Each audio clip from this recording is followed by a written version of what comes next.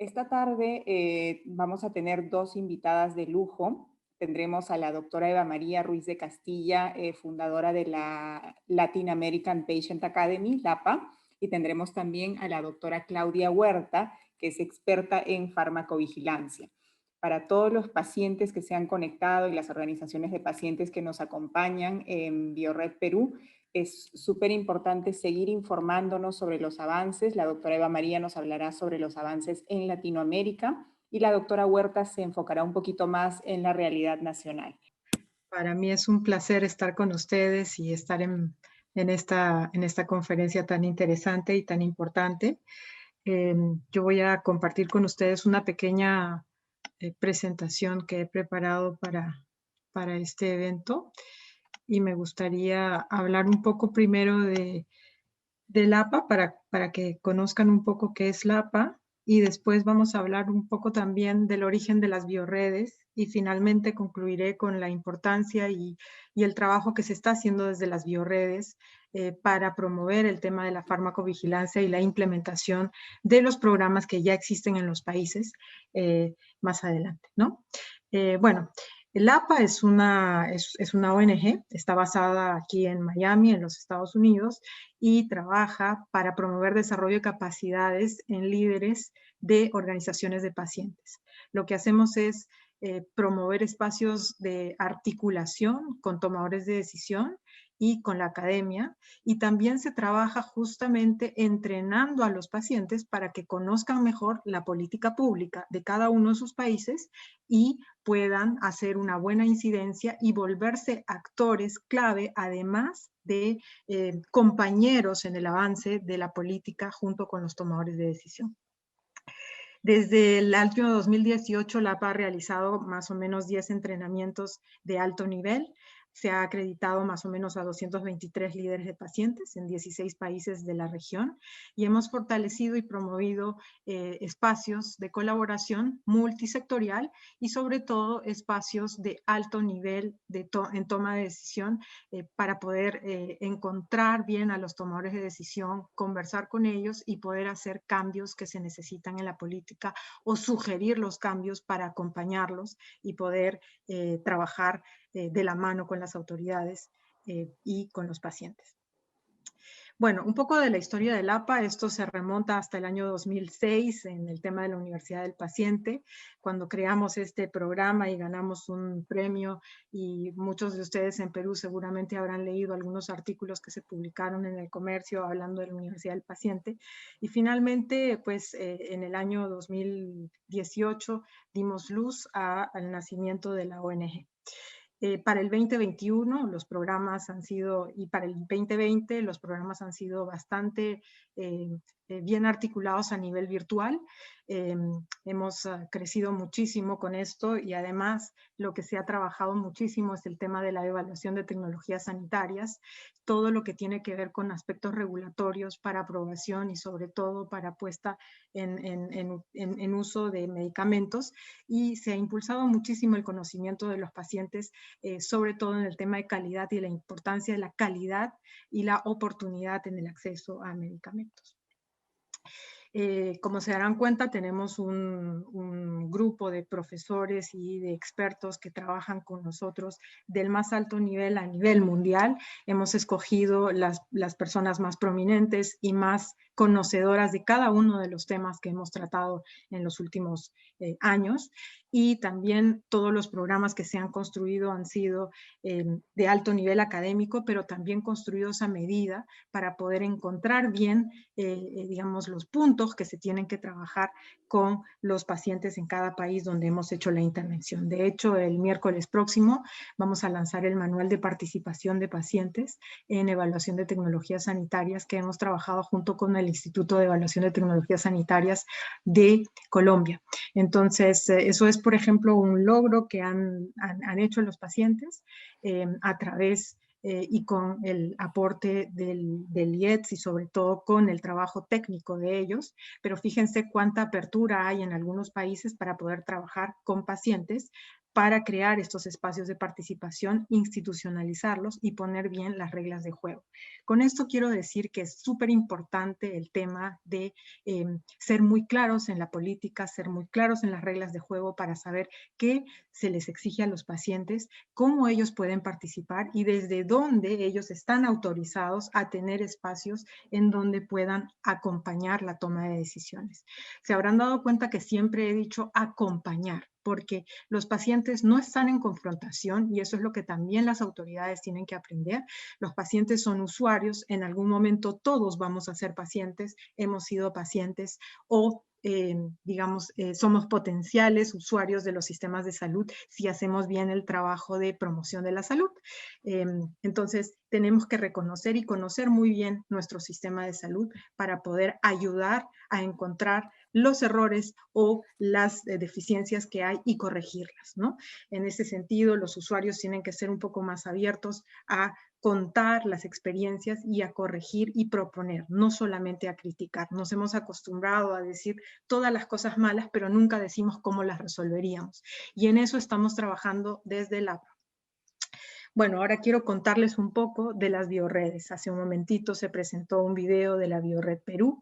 Yo quería contarles que en América Latina hay 5 bioredes institucionalizadas y una sexta que se está creando en México.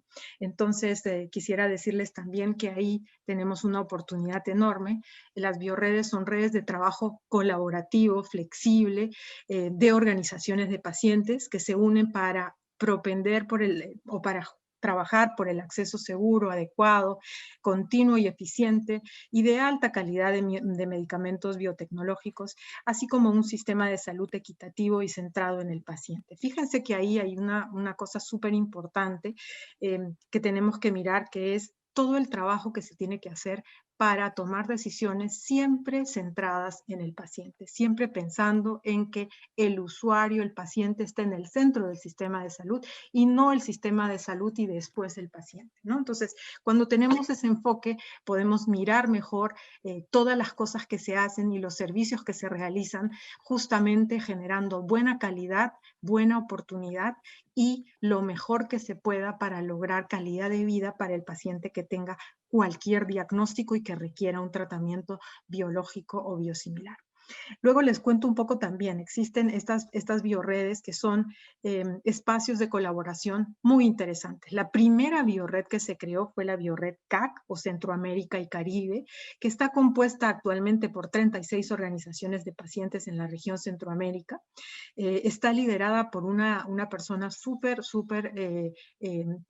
abierta y con mucho empuje, una líder muy interesante que es fundadora de la Fundación Panameña de Artritis Reumatoide. Ella empezó este movimiento y es un ejemplo para mirar en el tema de la gobernanza que tienen y de cómo han articulado esta biored en la región Centroamérica. Luego tenemos la Biored Colombia o la Biored Col, que es una red compuesta por 13 organizaciones de pacientes y está liderada por el presidente de la Fundación Retorno Vital, que es un paciente trasplantado y que está liderando un tema supremamente interesante, que es un observatorio de la salud, en donde ellos están empezando a trabajar todo lo que tiene que ver con datos para la toma de decisión. Luego tenemos la Biored Brasil, que es una de las más grandes y también más activas en el país vecino, en Brasil. Tiene 41 organizaciones de pacientes representando a todas las regiones de Brasil y está liderada por Priscila Torres, que es la presidenta de la organización Grupar de artritis reumatoide y trabaja en ellos todo el tema de enfermedades autoinmunes. Tenemos también la Biored Sur. Ellos tienen varios capítulos, tienen el capítulo de Argentina, de Uruguay y de Paraguay, cada uno liderado por personas que están basadas, una en Argentina, Luciana Scatti, que es la presidenta de FADEPOP, tienen a Gustavo Di Genio, que es el presidente de la red de organizaciones de pacientes uruguayos, y tienen a de Olinda Costa en el capítulo de Paraguay, y en Chile está liderada por Cecilia Rodríguez, presidenta de Me Muevo, una organización también que trabaja enfermedades autoinmunes. Finalmente tenemos la Biored México, que está en fase de consolidación y está liderada por Jesús Navarro, quien es presidente de la Organización Mexicana de Enfermedades Raras, OMER. Y como ustedes saben, la Biored Perú, que también es una biored bastante activa, liderada por 18 líderes de grupos de pacientes y representando a múltiples patologías, e impulsada por Esperantra y Carla Ruiz de Castilla. Yo quería mostrarles aquí un pequeño, una fotografía en donde verán el primer encuentro que se hizo de las bioredes fue en Brasilia el año pasado, y este año lo tuvimos de forma virtual, ¿no? Estamos tratando de compartir experiencias, sobre todo en el tema de farmacovigilancia. Y aquí les quiero contar también que este manifiesto que se hizo en el año 2019 y se actualizó en el año 2020 tiene mucho que ver con el tema y los avances que hay en el tema de farmacovigilancia en la región. Desde la perspectiva, evidentemente, de los pacientes, hay un objetivo de manifestar las preocupaciones que tienen las organizaciones y sobre todo el uso seguro y ético de los medicamentos biológicos y biosimilares. Entonces, en este manifiesto se han sugerido discusiones acerca del tema, se está sugiriendo también involucrar a las autoridades y a los tomadores de decisión para que junto a la sociedad civil puedan digamos, realizar acciones en pro y en beneficio de la implementación o de la ejecución de los programas de farmacovigilancia. Lo que se ha hecho también es trabajar y mirar cómo está la situación de la regulación para tener programas de farmacovigilancia en los países. Y ahí nos hemos dado cuenta que casi todos tienen regulación de alguna forma, pero casi ninguno la implementa correctamente. Y es ahí donde está también el trabajo de sociedad civil para digamos, como veedor y también para generar ese empujoncito y pedir a las autoridades que se implementen buenos programas. Yo sé que son complicados, son difíciles, el tema de la trazabilidad, el trabajo es muy complejo, además hay otras cosas que siempre están en la fila de espera o en la lista de espera en el tema de implementación de las políticas, pero no debe seguir quedándose atrás, ¿no? Ahí es fundamental contar con mecanismos para evaluar y controlar el nivel de seguridad que ofrecen el uso clínico de los medicamentos para prevenir y reducir los efectos nocivos para el paciente y sobre todo mejorar la salud pública. La calidad de la regulación y su aplicación varía muchísimo entre los países y, por ejemplo, en Brasil se ha hecho una gran labor, digamos, mucho trabajo entre Brasil y México para impedir la comercialización de productos de calidad dudosa. Más allá del tema de digamos, de la buena regulación, en muchos países nos pasa que se aprueban medicamentos que no tienen la calidad suficiente o que no prueban completamente la seguridad para poder ser utilizados y que no se comercializan en otros países y que a veces sorprendentemente se registran en la región. Entonces, un poco las bioredes son veedores de este tema y promotores de programas de farmacovigilancia. Mirando muchísimo el tema de la trazabilidad y sobre todo cuidando que todos los productos que ingresan en los países tengan un origen y una inocuidad y una seguridad para su uso apropiado, ¿no? En América Latina también hay un tema interesante en la implementación de estos programas. Hay redes que los gobiernos han implementado para trabajar el impulso. Sin embargo, me parece que no hemos sido suficientemente activos en este tema y nos hemos quedado un poquito atrás respecto de los países de alta vigilancia sanitaria, como son los países europeos, Canadá y algunos otros países en el mundo. Entonces ahí nosotros tenemos que empezar a copiar las buenas prácticas, mirar cómo lo hace España, cómo lo hacen países que tienen una talla más o menos comparada con la talla del Perú. Desafortunadamente nuestro sistema de salud, al ser tan fragmentado, no nos deja tener o implementar buenos programas de farmacovigilancia, porque tenemos situaciones en las que hay, digamos, el sistema privado que tiene un modelo a veces un poco más eficiente, otras veces no, el sistema público y el sistema de la seguridad social y de las Fuerzas Armadas, que hace que haya 4 subsistemas de salud en la región, en el país, ¿no? Entonces, deberíamos empezar a trabajar un modelo unificado, sobre todo para la política de farmacovigilancia, y trabajar el tema de la calidad de los medicamentos y sobre todo los reportes de los eventos adversos, para empezar a vigilar también que si hay medicamentos que a veces tienen o que son registrados y sugieren algún tipo eh, de observación, se tenga el programa bien establecido para generar digamos, las acciones necesarias para sacarlos del mercado, observarlos o ver qué se podría hacer para garantizar la seguridad en el uso con los pacientes. La farmacovigilancia, quiero concluir, rigurosa, es esencial para todos los productos, sobre todo en el tema de medicamentos biológicos, incluyendo también a estos medicamentos biosimilares, que son importantísimos para, sobre todo, promover un balance y un equilibrio en el acceso, ¿no? Para proteger a los pacientes y garantizar que cualquier evento adverso sea rápidamente detectado, informado y se atribuya al fabricante correcto. Ahí tenemos un tema sobre todo en la intercambiabilidad de medicamentos. Tenemos muchas opciones ahora y gracias a Dios que las tenemos, ¿no? Estos grandes avances de la ciencia han hecho que los productos de referencia tengan ahora biosimilares y podamos tener mayores opciones terapéuticas para los pacientes. Eso es una súper buena noticia, pero también tenemos que verificar y trazar el uso y el cambio y el intercambio de estos medicamentos en los tratamientos de los pacientes, y si se produce un intercambio, este intercambio tiene que ser con la aprobación del médico tratante y con el consentimiento del paciente.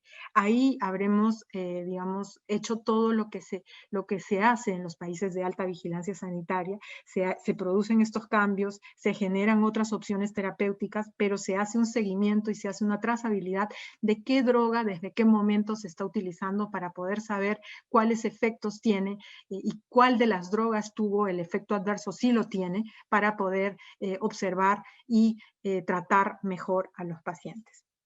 Con esto quiero decirles también que en toda la región hay una preocupación bien grande de los grupos de pacientes sobre el tema de la intercambiabilidad, ¿no? Todavía estamos trabajando en la regulación para esto, y eso también es un tema supremamente importante para poder generar un buen acceso, un conocimiento y un consentimiento tanto del médico como del paciente cuando se produzca un cambio, ¿no? Pues bien, quiero agradecerles el haberme escuchado. Yo abro un poquito el espacio y también doy la oportunidad a la siguiente presentación, que va a tener un carácter un poco más técnico a nivel, digamos, del conocimiento técnico de lo que es la farmacovigilancia. Yo estoy dando como un sobrevuelo bastante rápido de todo lo que se está haciendo con los pacientes en este tema, y sobre todo presentándoles este manifiesto, que es un manifiesto de todas las bioredes, ¿no? Y que se tendría que implementar y sobre todo trabajar en los países para que al mínimo haya unas consideraciones básicas en el tema de acceso a medicamentos biológicos biosimilares, pero también en el tema de la implementación de programas de farmacovigilancia. Muchísimas gracias. Yo abro el micrófono. No sé cómo se hacen las preguntas. Carla, ¿tú me dices? Sí, continuamos. Muchísimas gracias a la doctora Eva María Ruiz de Castilla. Continuaremos con la doctora Claudia Huerta, y al finalizar la ponencia de la doctora Huerta tendremos un espacio para preguntas y respuestas. Quisiera, bueno, dar la bienvenida a la doctora Claudia Huerta, que es médica cirujana. Ella tiene una maestría en epidemiología y bioestadística de la Universidad Científica del Sur y tiene amplia experiencia en farmacovigilancia. Ella nos va a hablar de la farmacovigilancia en un espacio un poquito más técnico y local. Doctora Claudia, bienvenida, por favor. ¿Qué tal? Muchas gracias, buenas tardes. Adelante. Voy a compartir mi pantalla, por favor, me indican si pueden verla. Perfectamente. Perfectamente. Okay, voy a ver. Voy a poner mi video y... ¿Qué tal? ¿Qué tal? Muy buenas tardes con todos. Soy la doctora Claudia Huerta y en esta oportunidad yo voy a hablar sobre la farmacovigilancia, pero ya mucho más centrado en lo que es en el Perú y la situación en la cual nos encontramos en cuanto a esta ciencia y las buenas prácticas. Esta es un poco la agenda que vamos a tocar, bastante corta. La farmacovigilancia en el Perú, el impacto en la salud pública que tiene toda esta información de seguridad, las responsabilidades, porque como vamos a ver, son varias personas, o mejor dicho, personas, profesionales, instituciones, los que van a formar parte de todo este sistema. Y unas últimas recomendaciones. Como sabemos, el Ministerio de Salud, a través de la DIGEMIT, que es la Dirección General de Medicamentos e Insumos, ya ha creado un sistema de farmacovigilancia. Este sistema de farmacovigilancia en realidad ya tiene varios años creados en el Perú. Nació en el año de 1999. Sin embargo, les comento que, por ejemplo, en este año, cuando nació el sistema de farmacovigilancia en el 99, durante todo el año solo se dieron 6 reportes de sospechas de reacciones adversas en todo el Perú. En todo el Perú, solo 6 reportes. ¿Ustedes se imaginan o tienen en mente un aproximado de cuántos registros sanitarios por producto y por concentración hay en el Perú? Son miles de productos. Y solo 6 reportes el primer año. En el Perú hemos pasado por diversos decretos supremos, resoluciones ministeriales, es decir, regulaciones enfocadas a lo que es farmacovigilancia. La primera regulación que salió en el año 2011, donde ya sentaba un poco las bases de farmacovigilancia, en realidad era un poco abierta, no daba los lineamientos específicos de farmacovigilancia. Daba, digamos, términos un poco abstractos, no era muy clara. Para el año 2016 ya había una regulación donde por lo menos ya hablaba de funciones y responsabilidades más específicas. Pero recién este año, en el 2020, es decir, 21 años después que nació el sistema de farmacovigilancia en el Perú, 21 años después, es que en enero de este año salió el proyecto de buenas prácticas de farmacovigilancia. Ojo, que es un proyecto. Es decir, que no es el documento final, es un documento que aún está en revisión y que se espera que el próximo año, durante los 3 primeros meses, ya se tenga el documento oficial.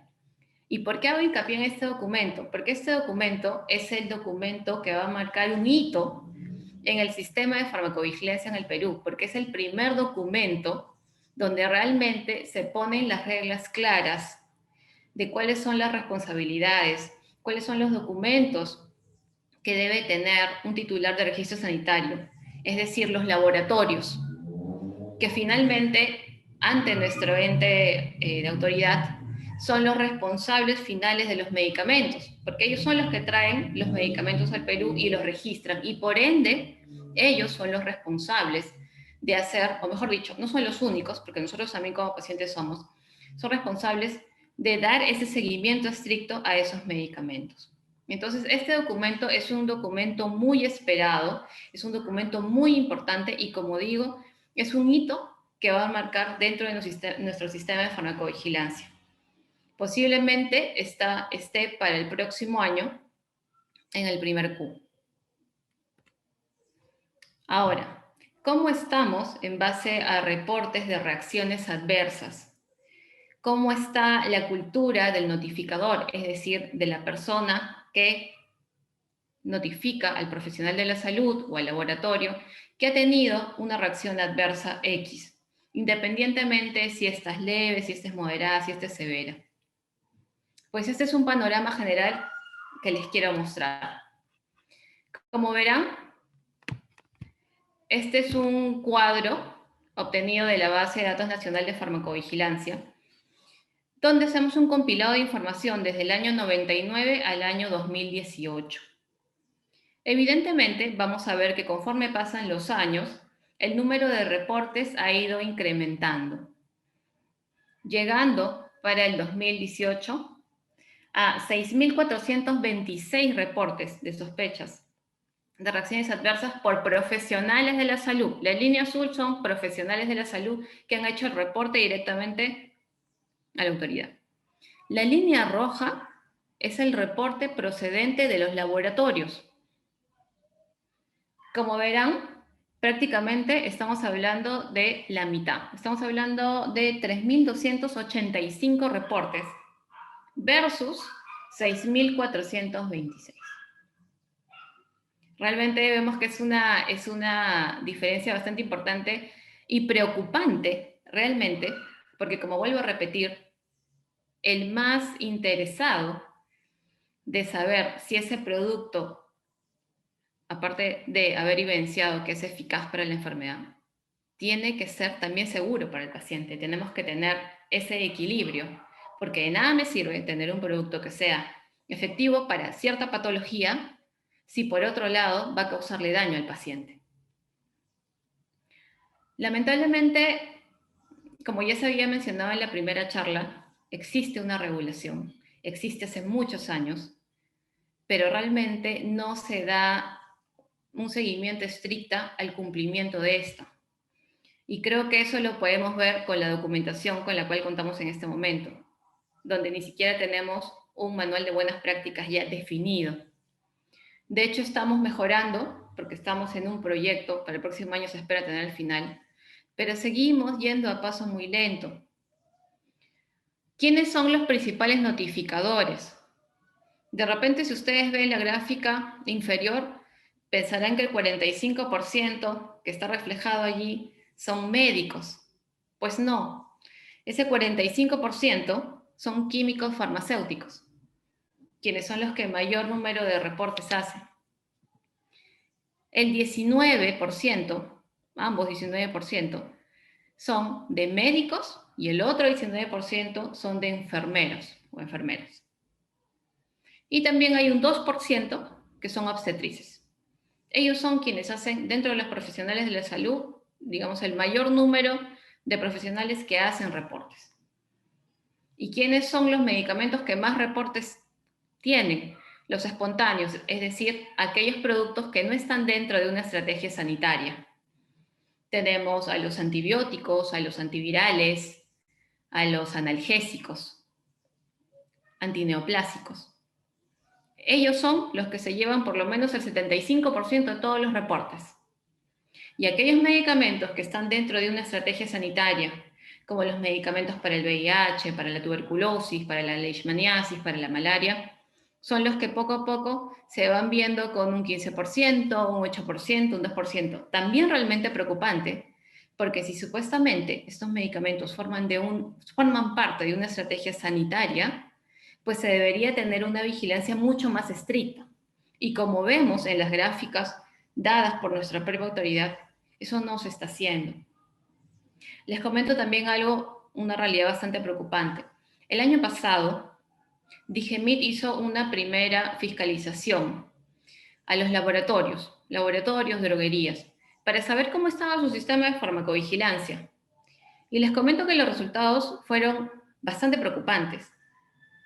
Más del 80% de los laboratorios a los cuales hicieron la fiscalización no tenían responsable de farmacovigilancia. Más del 80% no tenían procedimientos de farmacovigilancia dentro de su establecimiento. No hacían gestión de casos. Es decir, si llegaba un caso a ese laboratorio o droguería, no los notificaban. Realmente es una realidad sumamente preocupante, porque en el sistema es como si hubieran 4 patas, que es lo que vamos a hablar a continuación. Basta que una de esas patas no funcione para que el sistema no se dé de manera adecuada. Y la consecuencia, lamentablemente, es el paciente. Es en la salud del paciente. Esa es la repercusión. Y acá les quiero presentar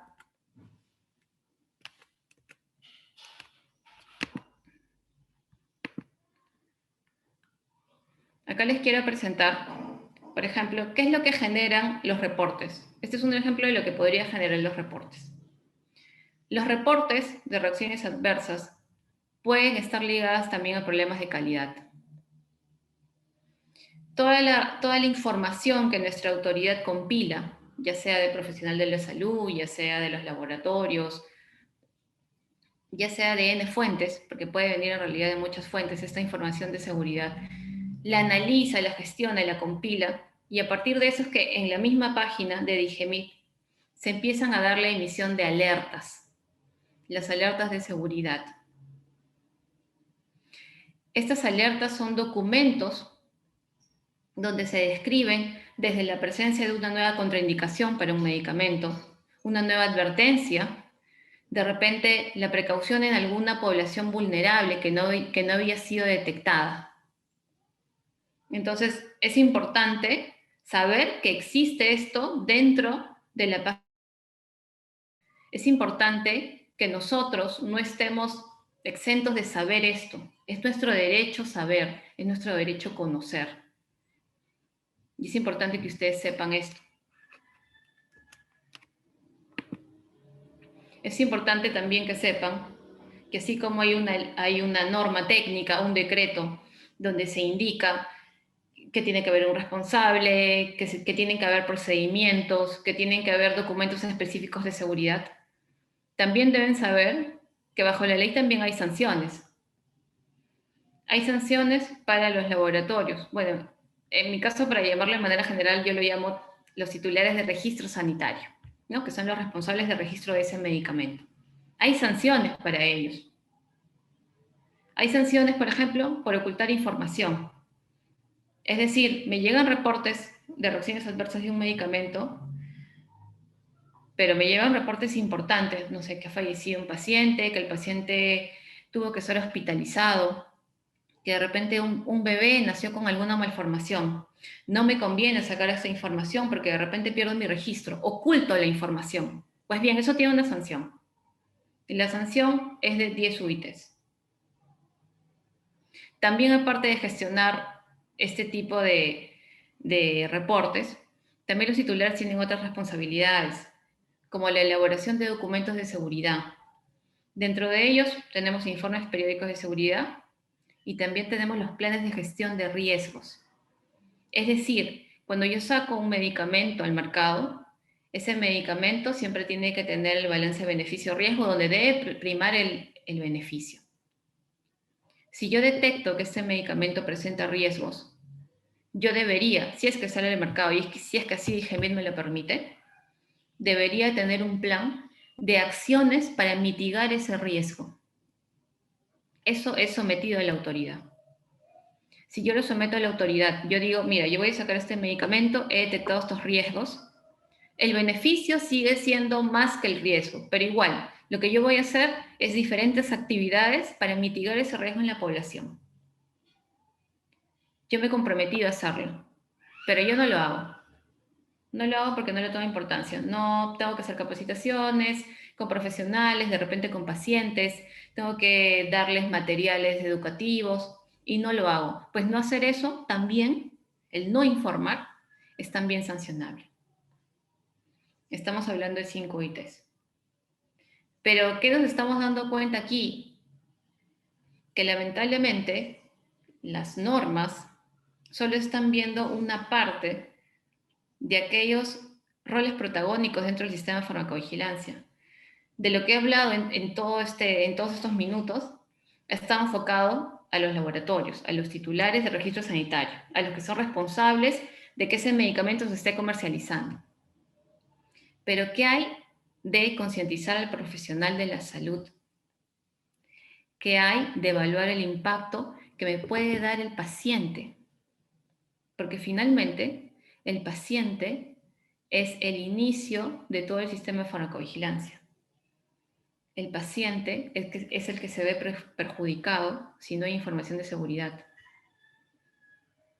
porque se va a atentar contra la salud de ese paciente. Pero lamentablemente no vemos que haya una cultura enfocada al paciente.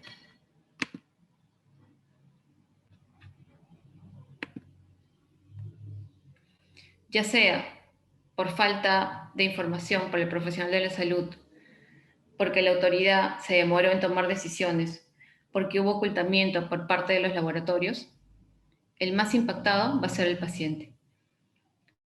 Habrán escuchado del ejemplo de la talidomida.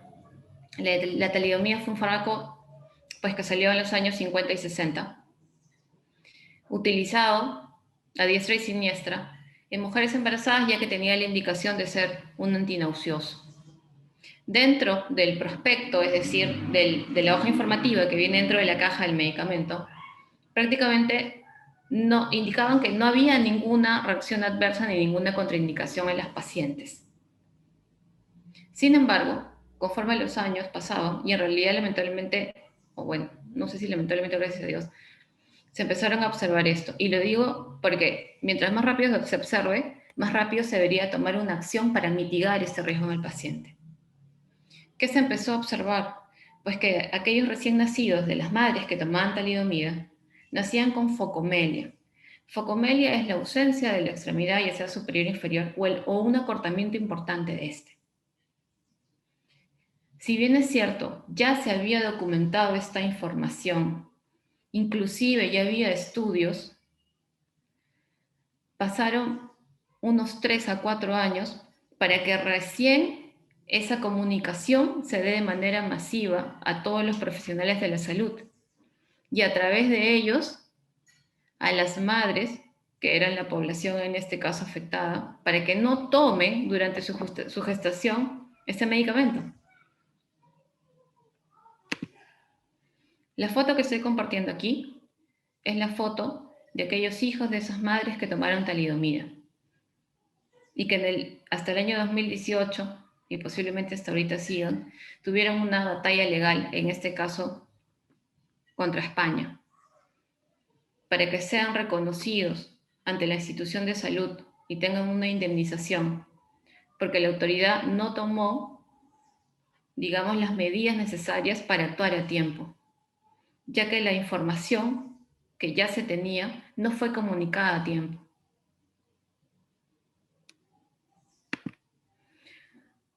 Otro ejemplo parecido fue el caso del valproato, que es un fármaco anticonvulsivante, comercializado desde los años 70. Este fármaco, conforme se iba dando a la población, se fue registrando que los niños que nacían de las madres que tenían epilepsia y que tomaban este medicamento, nacían con malformaciones, con apertura del paladar, con labio leporino, con anomalías a nivel de los huesos del cráneo y también con alteraciones cognitivas, con retardo mental, trastorno auditivo. A estas madres nadie les dijo que esto les podía pasar. Y similar al ejemplo de la talidomida, a pesar que ya se tenían reportes de estos casos, pasaron como unos 10 años para que hubiera un cambio en la ficha técnica, en el prospecto que va en la caja del medicamento, y se informe que este medicamento está contraindicado en este tipo de población, gestantes o mujeres en edad fértil. Esto también tuvo una batalla legal entre estas madres y el gobierno. ¿Qué falló aquí? La falta de comunicación, la falta de síntesis, la concientización de todo lo que puede pasar. El sistema de farmacovigilancia no es solo el laboratorio que trae el medicamento. Esto es una cadena, desde el paciente que no minimiza esa reacción adversa, que dice, ese dolor de cabeza se me va a pasar. No, el doctor me dijo que cuando me vacune era normal que tenga fiebre, era normal que la zona de aplicación se ponga roja, se ponga dura, es normal que me duela. Entonces, simplemente se me pasarán unos días. Tenemos que concientizarnos, tenemos como pacientes que empoderarnos. Pero no estamos solos. Tenemos al profesional de la salud. El profesional de la salud, lamentablemente, también en este momento aún no está concientizado de lo importante y el poder que tiene la farmacovigilancia. Porque ¿de qué sirve que ese paciente que ya está concientizado, que le dice a su médico, ¿sabe qué, doctor? Este medicamento me ha caído muy mal. Me siento muy mal. ¿Qué pasa si ese profesional de la salud no lo escucha? O no hace el reporte debidamente a la autoridad. Necesitamos concientizar también a los profesionales de la salud. Recién ahora se está tomando más enfoque al titular de registro sanitario, porque ya se está tomando como una obligación. Cuando salga ese manual de buenas prácticas de farmacovigilancia, donde ya salgan los lineamientos totalmente establecidos, si tú quieres tener tu producto, quieres seguir comercializándolo, pues tienes que certificarte en buenas prácticas de farmacovigilancia. Pero lamentablemente seguimos dejando de lado aquellos otros dos protagónicos de todo este sistema, que son los profesionales y son los pacientes. Y tenemos la autoridad que es sumamente importante, porque así estos tres primeros participantes generen la información, levanten la mano y digan algo está pasando. Si la autoridad no escucha y no toma acciones al respecto, pues lamentablemente vamos a tener más casos como la talidomida o como el valproato de sodio.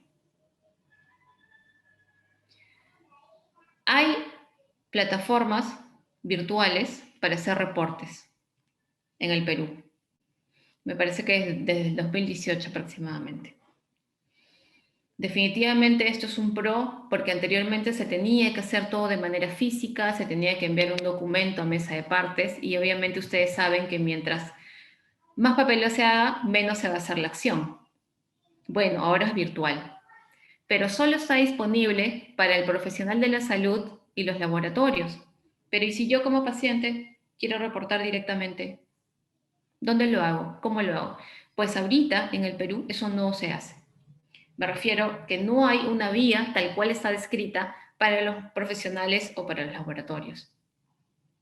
Se está buscando crear una nueva forma de comunicación entre el paciente, que es la unidad fundamental, que en realidad es la fuente de información, es de donde se va a obtener esa información de seguridad que va a prevenir una reacción adversa, porque esa es la finalidad de farmacovigilancia. Se está buscando eso, pero en ese momento no lo tenemos. Así es que ahí es donde se tienen que enfocar los esfuerzos de manera conjunta como pacientes, hablar, buscar a la autoridad y decir, yo también tengo derecho a reportar, porque yo soy el principal afectado. Creo que esa es una de las patas cojas de nuestro sistema, donde solo se ve una parte de aquellos que participan en el sistema, pero se está dejando otra que es, digamos, la más fundamental.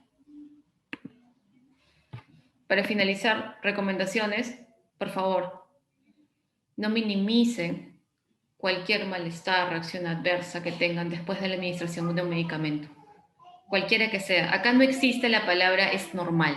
No, no es normal, señores. No es normal que te duela, que se ponga rojo, que te dé fiebre. Lo que pasa es que nos quieren hacer pensar que eso es lo normal, pero eso no es normal. Y lamentablemente nos quieren hacer creer eso, pues porque hay una falta de cultura. Pero hay que empezar a cambiar eso, y hay que empezar a cambiar por nosotros mismos. Entonces tenemos que comunicar que nos está pasando algo, que algo nos está afectando. No minimizar.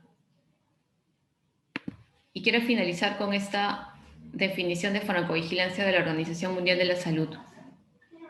La farmacovigilancia es una ciencia, para mí es un sistema completo, de actividades basadas en la detección, evaluación, comprensión, pero sobre todo lo que queremos con la farmacovigilancia es la prevención. Eso es lo que queremos con la información que se obtenga. Prevenir que esas reacciones adversas se den en otras personas y sobre todo en poblaciones vulnerables. Eso es todo. Muchas gracias. Y que en Perú los pacientes revisen, y ahí la doctora Claudia seguro me apoyará en lo que digo.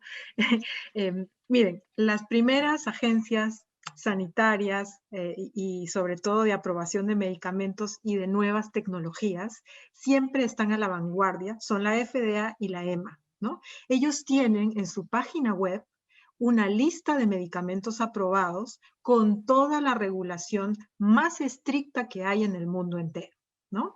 Entonces, es ahí donde tenemos que fijarnos, mirar ahí. Si el medicamento que le están dando a tu hijo o que le van a dar a tu hijo está en esa lista, no tendrías que preocuparte, ¿ya? Si no está en esa lista, hay que preocuparse, ¿no? Porque a veces en nuestros países nos ocurre que pecamos de innovadores, ¿no? Y aceptamos y aprobamos algunos productos que todavía no han sido revisados por las grandes agencias sanitarias.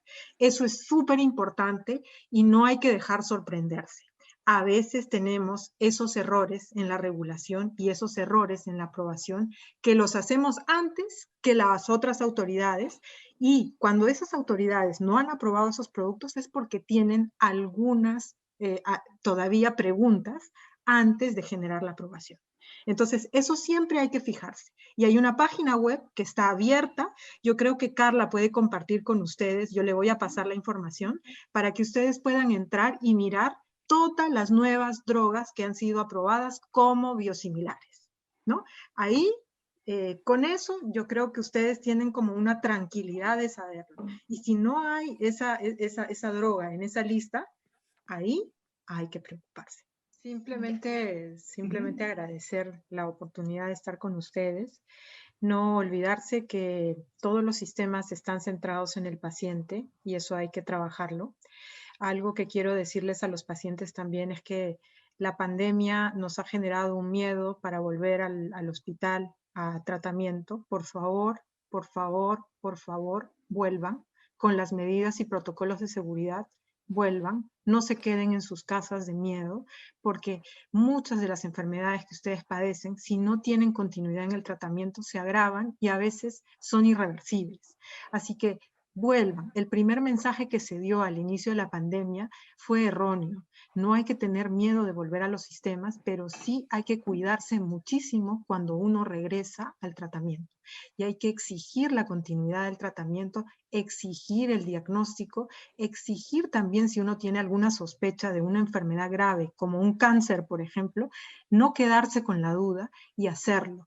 Ir a hacer promoción, prevención y sobre todo no tener miedo si es que uno está bien protegido para regresar. Hablen con sus médicos, conversen con el sistema y regresen, no se queden en la casa. Eso es una recomendación que les hago porque el próximo año, además de la pandemia, vamos a generar un montón de muertes por haber dejado de ir al hospital. ¿Sí? Muchísimas gracias. Gracias, doctora, gracias. Doctora Claudia, adelante, por favor. Bueno, yo quiero agradecer la oportunidad que me han brindado para poder estar aquí y poder fomentar un poco más lo que es la farmacovigilancia. Yo lo que les quiero pedir a todos ustedes es que por favor hay que empoderarnos. Hay que empoderarnos. Hay que dejar de minimizar lo que nos pasa. Y hay que hablar y hacernos escuchar. Por favor, hagamos una cultura de reporte. Recordemos que lo que queremos con esta información es prevenir. Ese es el objetivo primordial de la vigilancia. Y dentro de ese sistema, acuérdense que ustedes como pacientes, incluida yo que también soy paciente, somos los más afectados por guardarnos esa información. Eso sería todo. Muchas gracias. También es súper importante que nuestro sistema de farmacovigilancia sea fuerte. Yo con eso quiero dejarlos con esta reflexión. Como pacientes necesitamos estar súper empoderados, necesitamos ser partícipes del sistema de salud y generar el sistema de salud que queremos todos los peruanos y peruanas. Muchísimas gracias y buenas tardes. El próximo año, ya muy prontito, vamos a tener otras dinámicas para seguir enseñando acerca de lo que es farmacovigilancia y ojalá con vuestro acompañamiento ir generando un sistema en el cual también los pacientes podamos reportar. Muchísimas gracias y buenas tardes a todos.